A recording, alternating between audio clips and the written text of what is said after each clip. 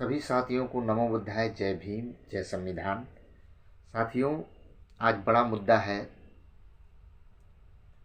इसलिए कि जब जब SC ST OBC एकजुट हुआ है तब तब ये मनुवादी विचारधारा के जो चंद चालाक लोग हैं तब तक इनके पेट में मड़ोर होती है और वो कहीं न कहीं किसी रूप में देखने को मिल जाता है।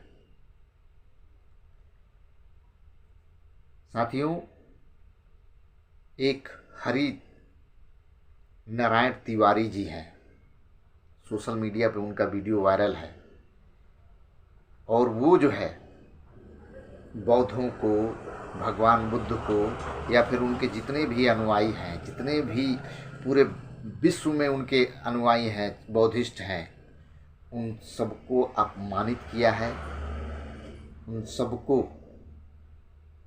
बुरा भला बोला है।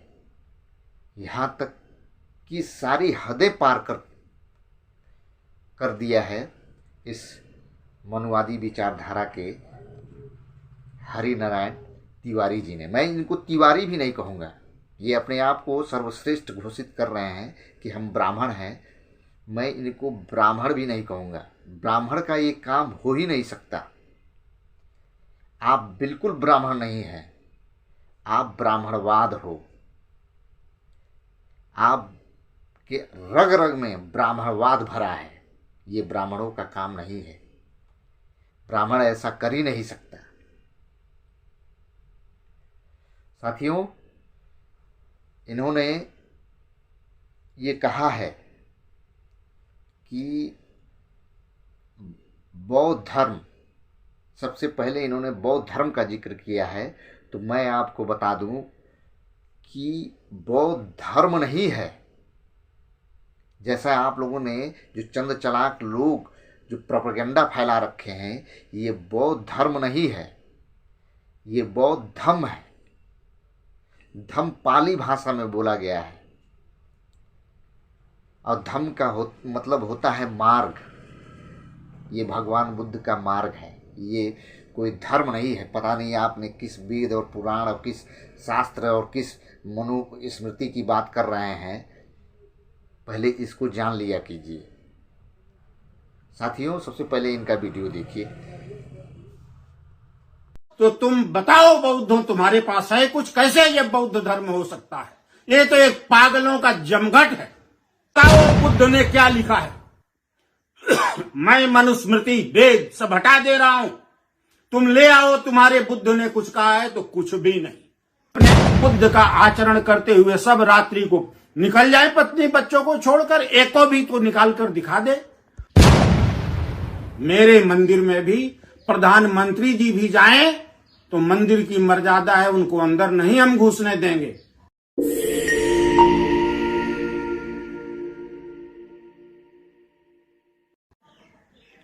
मेरे प्यारे देशवासियों, कराते हो, उसका व्यक्तिगत धर्म हो नहीं सकता, राष्ट्र धर्म हो नहीं सकता। ये बौद्ध धर्म धर्म है ही नहीं। और इसको पालन करने वाले आज या पहले जिन्होंने लिया, ये पागल से कम नहीं है। पागल और मूर्खों की संस्था है। एक भंते को हमने कहते देखा, वो कह क्या रहा है? कहां नरक है? बुद्ध ने तो कहा नरक है ही नहीं, हमें नरक में भेज दो, नरक में रहने वाले सबको मैं स्वर्ग में ट्रांसफर कर दूंगा। अरे भंते, इस धरती पर भी नरक के स्थान हैं, परलोक में तो है ही हैं। भगवान कपिल कहते हैं, सुनो, अत्रैव नरकः स्वर्ग इति मातः प्रचक्षते, या यातना वै नारक्यस्ता या पिपलक्षिताः।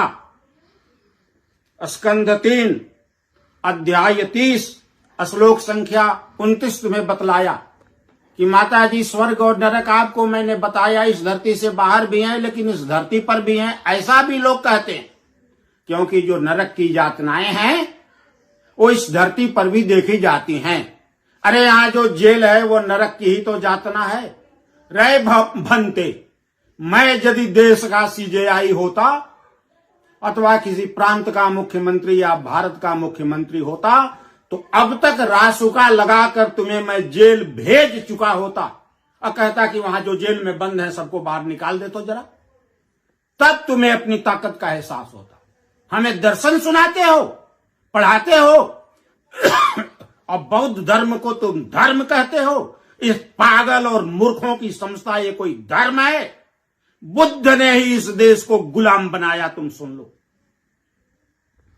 अब फिर तुम इस देश को गुलाम बनाने जा रहे हो।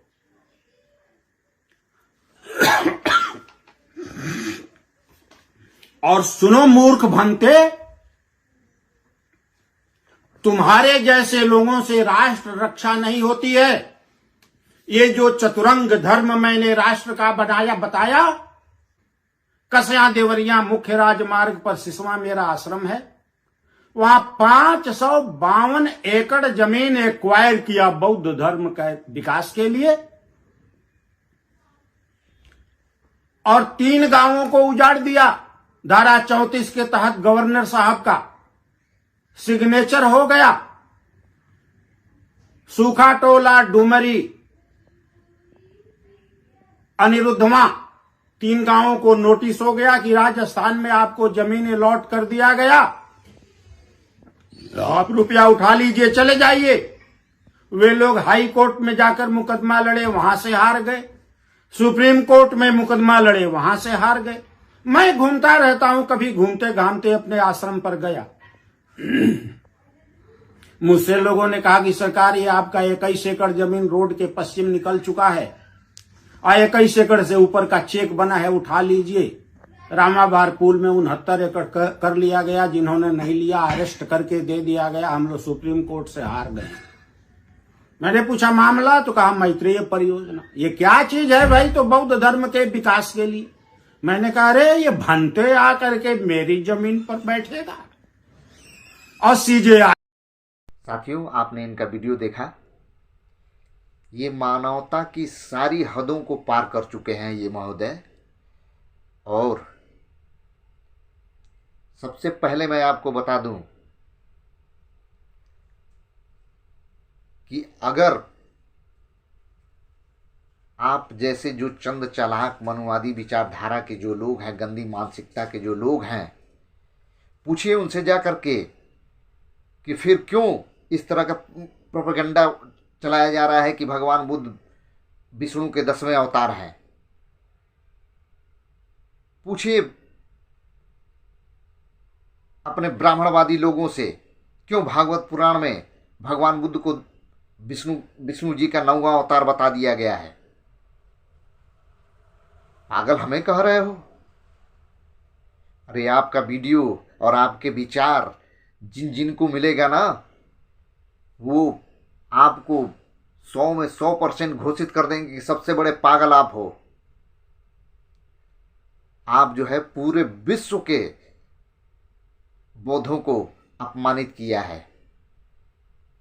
केवल भारत की ये बात नहीं है, आपने पूरे विश्व के बौद्धों को अपमानित किया है और आपको इसका खामियाजा तो भुगतना ही पड़ेगा। इसलिए कि हम लोग भगवान बुद्ध के अनुयायी हैं। सवाल तो आपसे होगा और पता नहीं आपका क्या जवाब निकलेगा। अभी तो आपने फेसबुक से वीडियो डिलीट किया है ना, अभी आप देखते जाइए कि आपके साथ क्या क्या होने वाला है। और एक चीज़ और मैं आपको बता दूं कि आप जो है बोल रहे हैं कि कोई एक उपदेश बताओ। सबसे बड़ा उपदेश आपको बता रहा हूं, भगवान बुद्ध के जो वचन है, सबसे बड़ा। बौद्ध धर्म की क्या पहचान? मानो मानो एक समान। इसका मतलब आप समझते हैं? आपके समझ में नहीं आएगा, इसलिए कि आपके अंदर जो है मनुस्मृति का खून दौड़ रहा है। आप जो है लोगों को बांटने वाले लोग हो। आप जैसे लोग लोगों को जातियों की नजरों से देखने वाले लोग हो। केवल आप जैसे लोग।